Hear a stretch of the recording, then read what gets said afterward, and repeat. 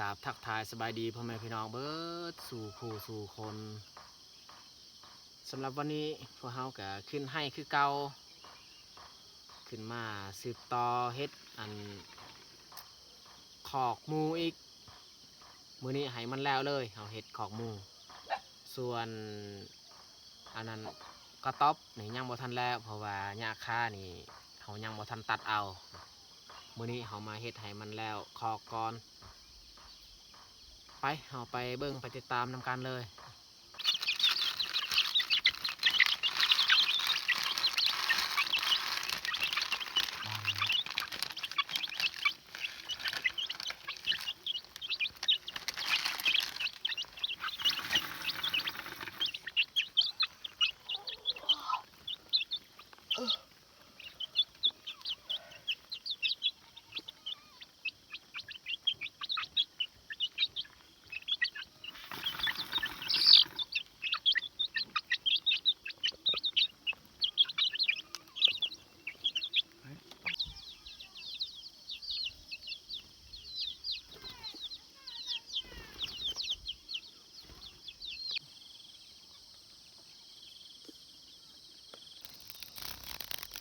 จากจันมันทึกแยง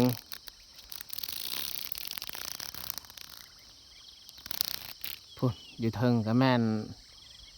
อันขี้กระตึกหรือว่าแมงกุดจี้มันทึกลายเลยอยู่นี่อีกนี่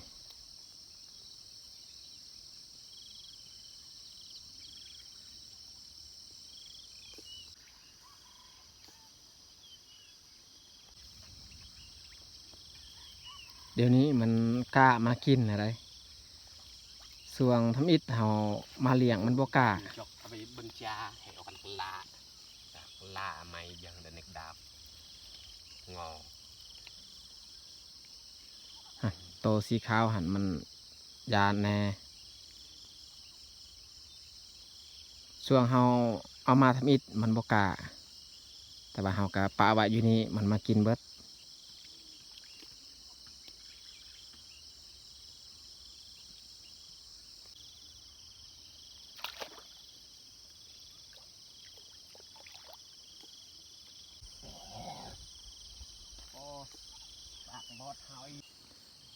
เป็ดนี่เฮาเกลือปลาเลยเดี๋ยวมันก็มากินเองเห็นบ่เมื่อเฮาออกไปอยู่นอกนี่มันมาอีกขันเฮาย่างอยู่ในมันบ่กล้าปานใด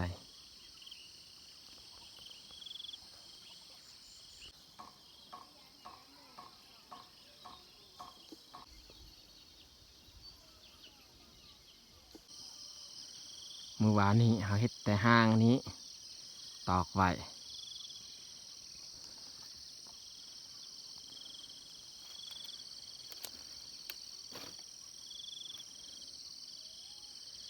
สิเอาไม้สมนี้แล้วมาใส่อยู่นี่เห็ดขอกไว้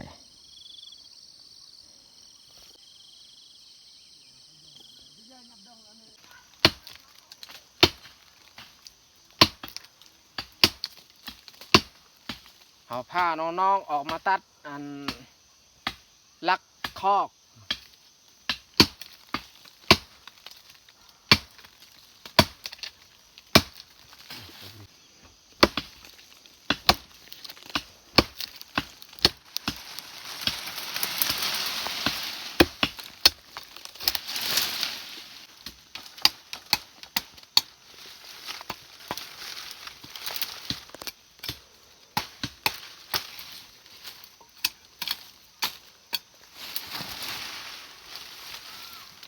บกสา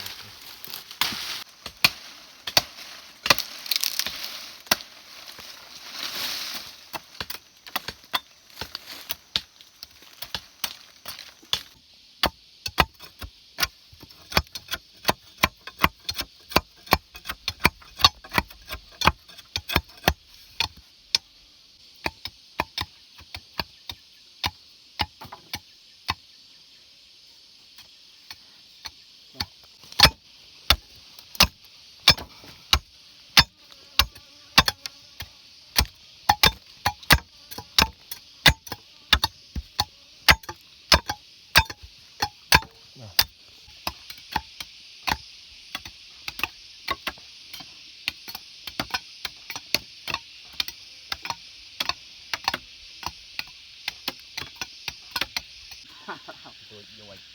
ลาย ตายซะบ่าย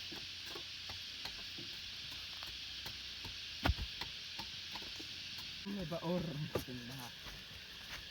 ตัดมาเอาไอ้เป็นสางอ่ะได้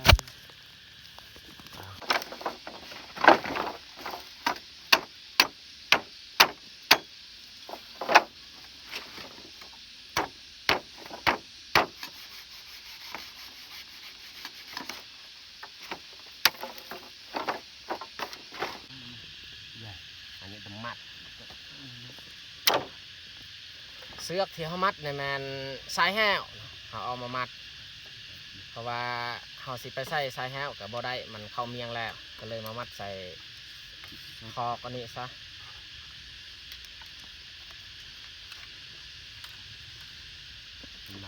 ไม่ตื้อบุญหนอไม่ดับจะอาดเดินพออัดไม่ตื้อเยอะไปอ่ะเฮ้ยเด็กมันอาดไปอ่ะมองว่าอีตั้งมาแต่ปีเดอร์ให้จุดอ่ะเนี่ยนี่กูเดือดห่าวเดือดห่าวแล้วมาให้ดอยเราอะไรเปอร์เซ็นต์ประกัน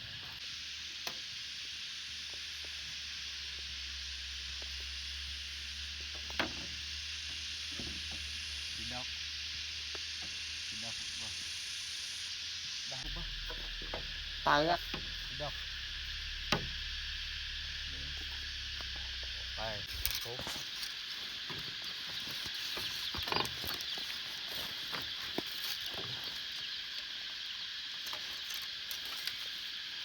ให้ลอยแต่กาบวาริอันนี้การเน็กลงดอร์กันอะไรแล้วจะมัดอันดอร์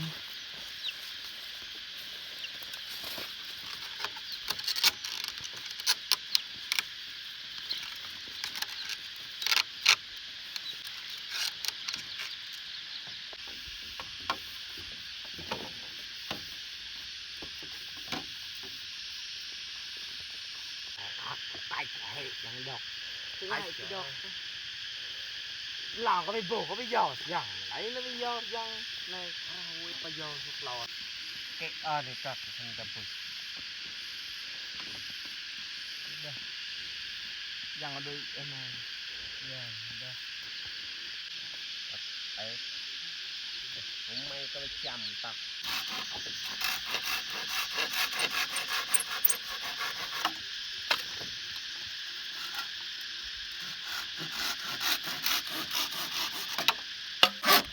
ไอ้ยะรัดซอย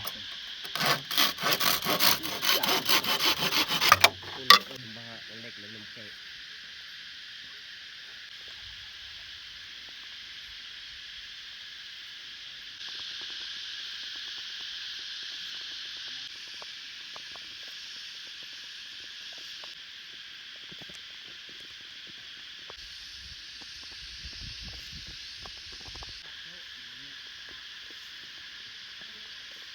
คือว่าเรียบร้อยเอาเฮ็ดสำหรับคอกหมู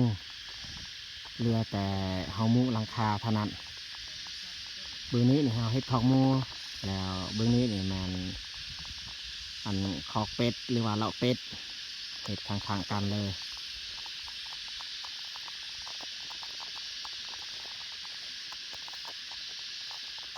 เพราะว่าอยู่นี่นี่ใกล้น้ำสบายเอามาใส่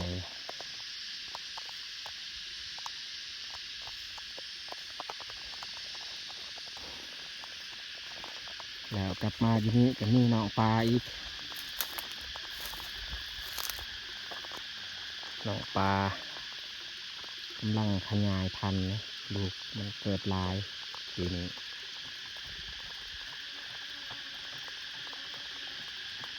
แต่เรากลับไปพักผ่อนอยู่เที่ยง